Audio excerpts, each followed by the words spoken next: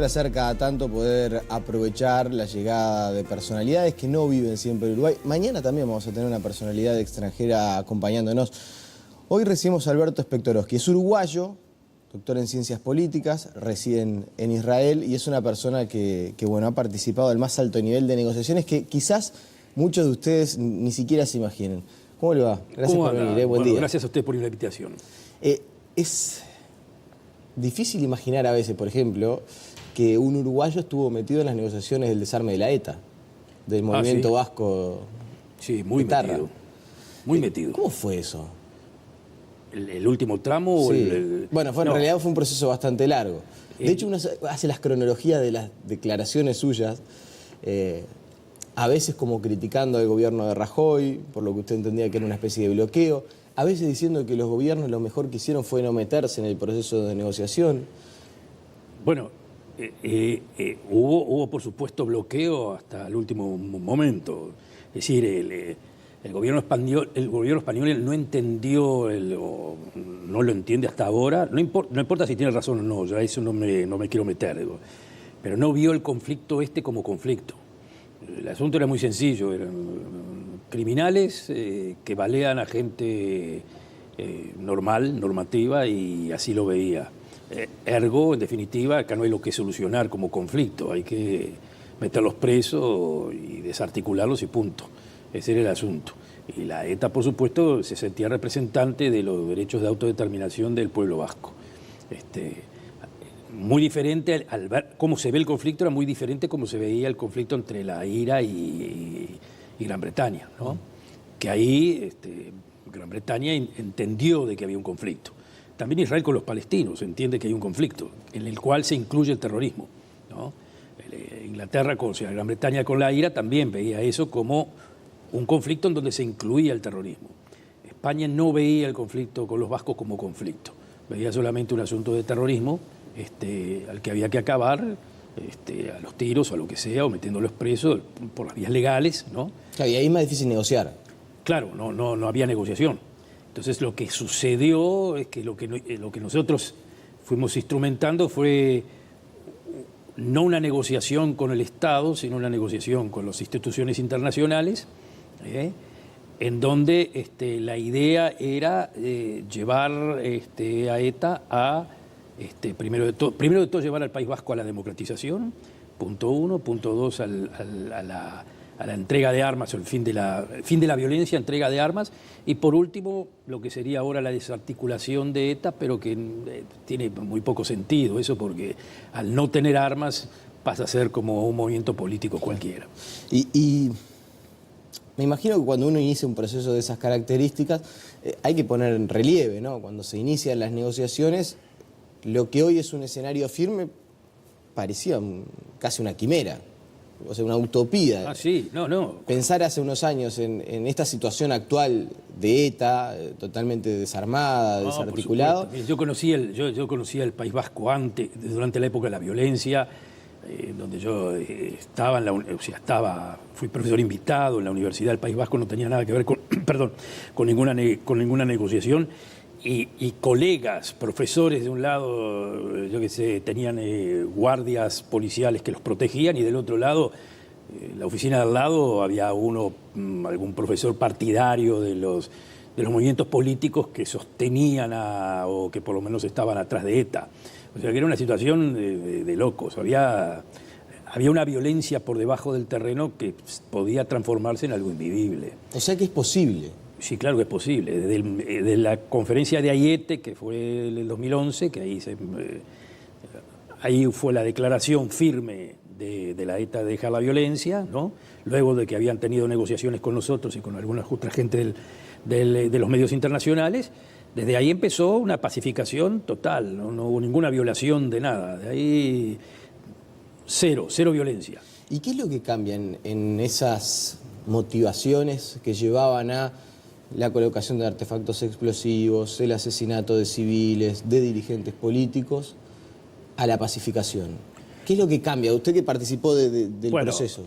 Vamos a ponerlo en términos realistas, ¿no? Los términos realistas desde que España y Francia, los servicios secretos de España y Francia, los servicios de seguridad, lograron doblegar a ETA, vamos a ponerlo claro. Eso es la parte por la que ETA también entendió que con la violencia estaba prácticamente liquidada. Ahora, uno puede seguir haciendo violencia aunque no exista, quiero que entienda bien claro, porque para matarlo no necesita una pistola y sigue matando y crea el mecanismo como que el aparato no está desarticulado. Lo que fue sucediendo fue de que fueron entendiendo de que la lucha armada no pagaba más dentro de la sociedad vasca, que no iban a tener absolutamente ningún apoyo en esa lucha armada y que convenía seguir la lucha por la autodeterminación, o como quiera llamarla, desde el punto de vista político. Entonces lo que necesitaban era una ayuda internacional para que eso se vaya armando, ¿no? Ahora, claro, uno puede decir, mire, ustedes hicieron esto, lo pagan. Uno puede decir, bueno, también es cierto eso, pero por el otro lado, el interés de todos es no cobrar cuentas, sino pacificar. Y si se puede pacificar, y si puede suceder lo que sucedió, que son años de no violencia, de paz y de vida normal en el País Vasco, usted si llega hoy al País Vasco, la vida pero perfecta, normal desde todo punto de vista. El sentimiento nacionalista sigue existiendo, sí, pero sí, se dieron cuenta que la violencia deslegitima. No, deslegitimiza, por supuesto. Entonces, bueno, entender eso, pasar al otro paso.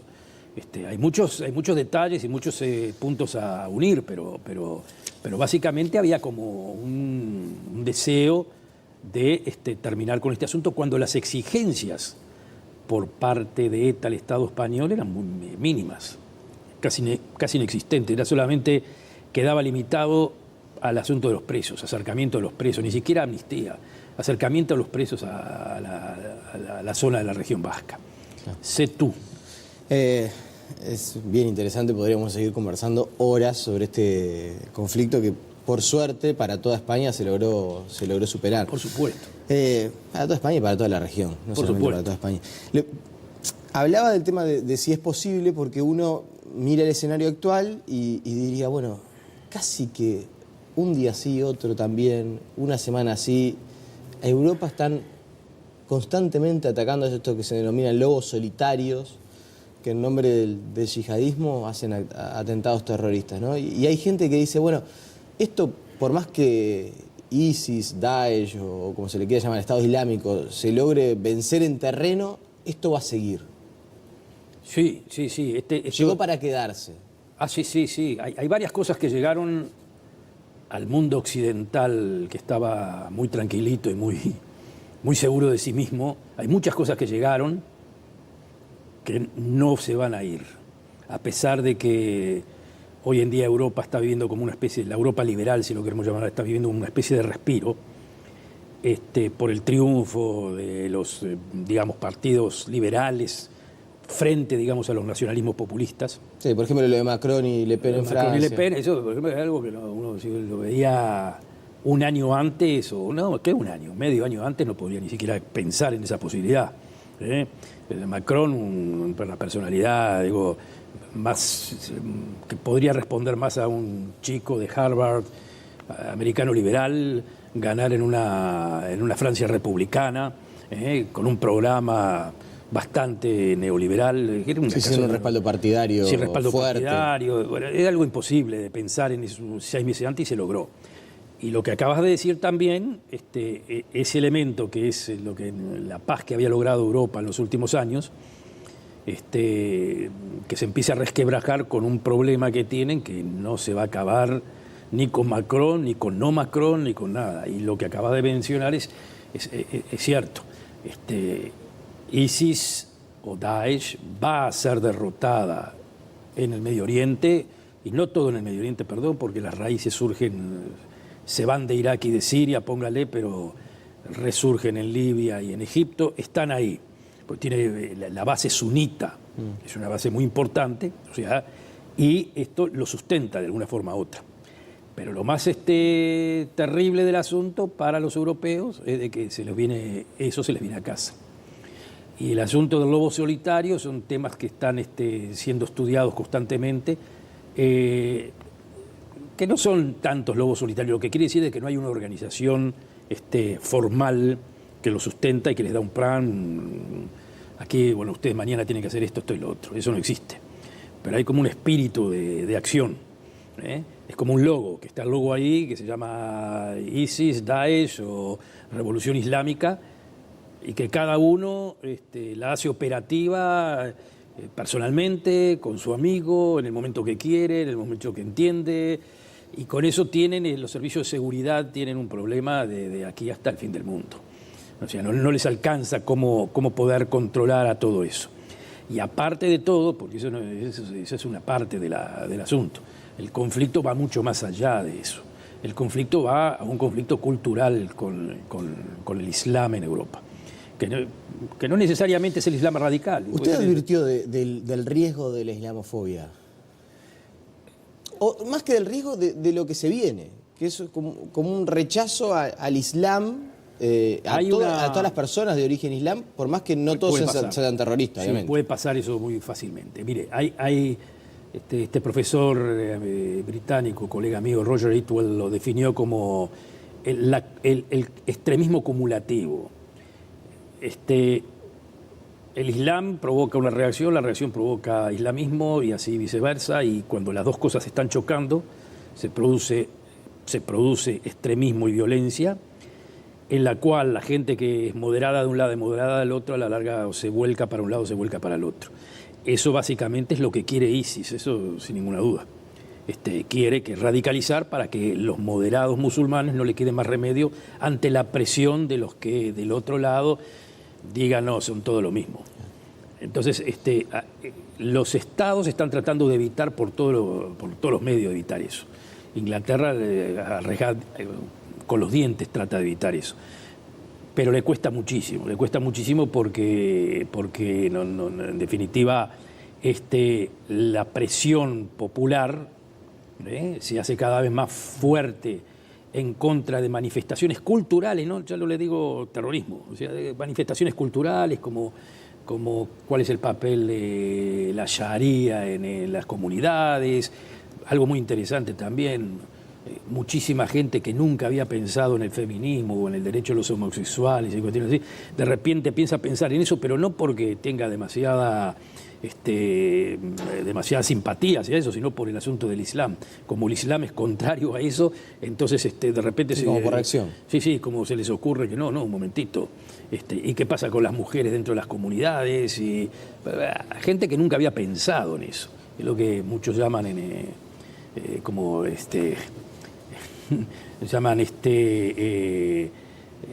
sí, es una forma de manifestación de doble cara, ¿no? Claro. Pero que eso está, pinkwashing se le llama, ¿no? Pero eso está, hoy en día eso está radicalizando a las comunidades. Y los políticos tratan de mantener el punto medio. Sí, salvo Trump, ¿no? Que hace el decreto, ahí está. El decreto migratorio. Trump es, como que se dice, vamos a decir las cosas como las siento, sin filtros. O sea, ahí se pierde el término medio, por lo menos desde ese punto de vista. No, puede ser que mucha gente piense como Trump, lo único que no era legítimo decirlo. Ahora es el concepto cambió. El concepto es, no voy a jugar más de politically correct, voy a decir las cosas como las pienso. ¿Y la posibilidad de que el Estado Islámico empiece a mirar a América Latina? Que esos lobos solitarios ataquen, no sé. A ver, en Argentina hubo atentados antisemitas, hubo... Pero no tenía nada que ver con eso. Exactamente, sí, estaba más vinculado con el tema de Irán, sobre todo, ¿no? Era Irán y era el asunto... ¿Pero existe la posibilidad de que nuestra región empiece a ser foco del terrorismo? Todo puede pasar. Yo no les veo ahora ninguna idea en ese camino porque América Latina no se está enfrentando ni se enfrentó con esa situación. Usted, por el otro lado, tiene Gran Bretaña intervino en Irak, Francia intervino en Libia, eran países también coloniales. Es decir, entre los países coloniales y ahora el anticolonialismo también se juntó esto. La América Latina está lejos de todo eso, pero no me cabe duda de que puede llegar a pasar en algún momento si colonias musulmanes empiezan a llegar aquí,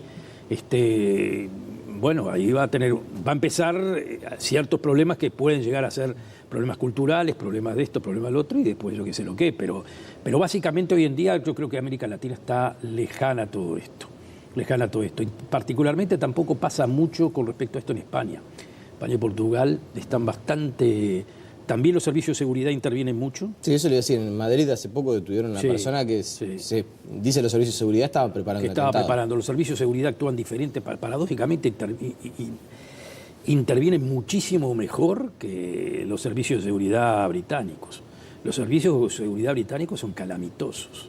Desde el punto de vista conceptual, ya no les digo, desde el punto de vista conceptual, calamitosos.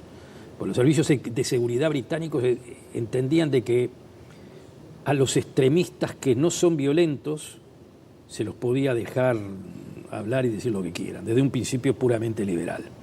Y tenían también conceptualizado de que ellos mismos pueden entregar a los que iban a hacer violencia. Pero lo que pasa es que la flema británica se les terminó ahí, porque en un momento terminó la gente, no quería más oír a estos islamistas que pregonaban constantemente desde las mezquitas o fuera de las mezquitas el ataque al occidente y a Londres o lo que sea. Es decir que, y después, posteriormente, nos dimos cuenta de algo más terrible, que era que los propios que hacían los atentados estaban bajo el radar de los servicios de seguridad, lo que creó todo un debate sobre qué es lo que se puede hacer, si el Estado liberal tiene instrumentos como para poner preso o detener a gente que todavía no cometió absolutamente esa vieja nada. Disquisición entre libertad y seguridad. ¿Hasta dónde la libertad y hasta dónde la seguridad? Que Europa no quería por ningún momento violar. Yo creo que están en estos momentos ya pasando a la parte donde la seguridad priva más que las libertades. Interesantísima la charla. Lamentablemente me quedan pocos minutos. Brevemente, si tuviera que explicarle, porque estas oportunidades son interesantes para que la gente entienda. Ustedes tienen un conocimiento mucho mayor que el nuestro, que nosotros mostramos las noticias, tratamos más o menos de ensayar una explicación, pero desde su conocimiento, su experiencia es mucho más fácil. ¿Cómo explica en pocas frases el conflicto que hay entre Qatar y los Emiratos, Arabia Saudita, lo que pasó en las elecciones de Irán, que me parece que pasó medio desapercibido, pero para Occidente no dejó de ser una noticia un tanto alentadora? Por lo menos se podría haber generado otro foco de dolor de cabeza en las elecciones en Irán. ¿Cómo se puede resumir ese panorama? Y bueno, el panorama no es tan complicado. Mire, entre los países que fomentaron el fundamentalismo islámico, Arabia Saudita es el número uno. El wahabismo que viene de allá, lo único que querían fundamentalismo, pero no querían terror y menos contra ellos. No puedo dejar de pasarlo.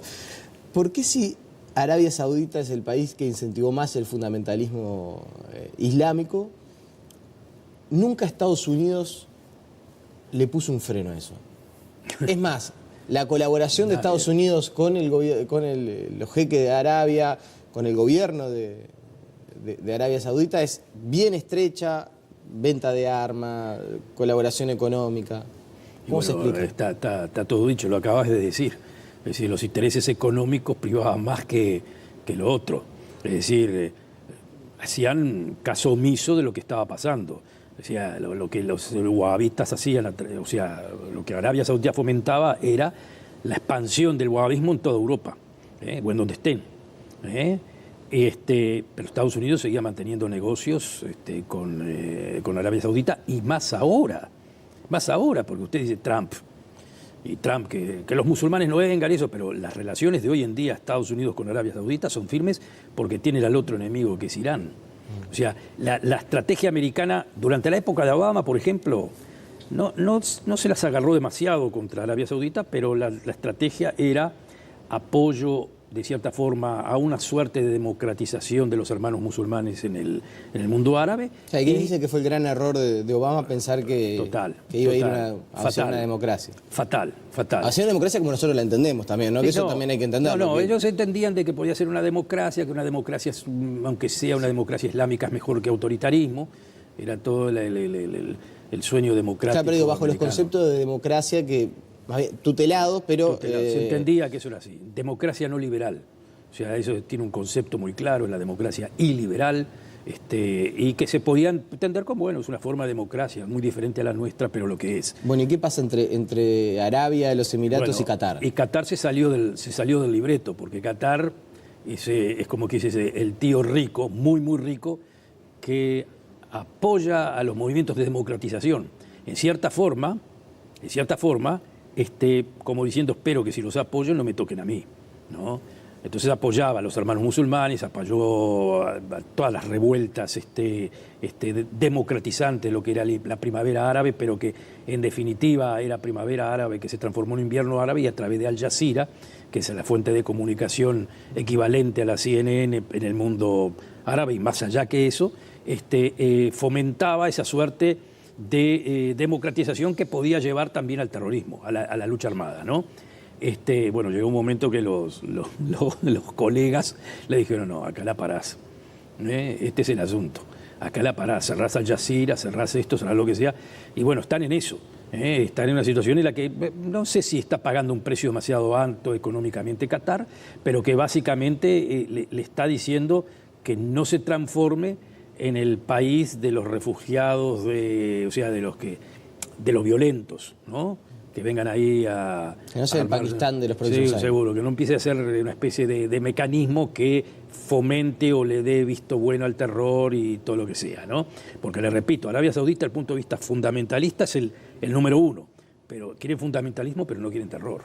No quieren que ese fundamentalismo se traduzca en violencia, especialmente contra ellos. Habrá que ver cómo se hace para frenar eso, ¿no? Para del y como último quisiera simplemente anunciar las actividades que tenemos. Sí, simplemente antes, vamos a decir dónde va a estar, porque, a ver, esto fue simplemente una muestra. Va a estar desarrollando una serie de charlas Alberto Spectorowski mientras está aquí en nuestro país.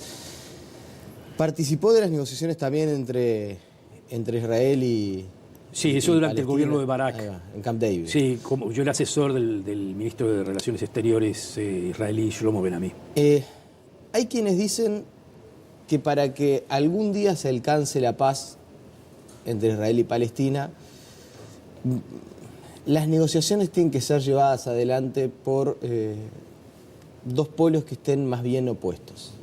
Porque si no, si se da entre dos polos cercanos, en ese momento pasó con Rabin en Israel, seguramente no tenga la legitimidad social que se necesite.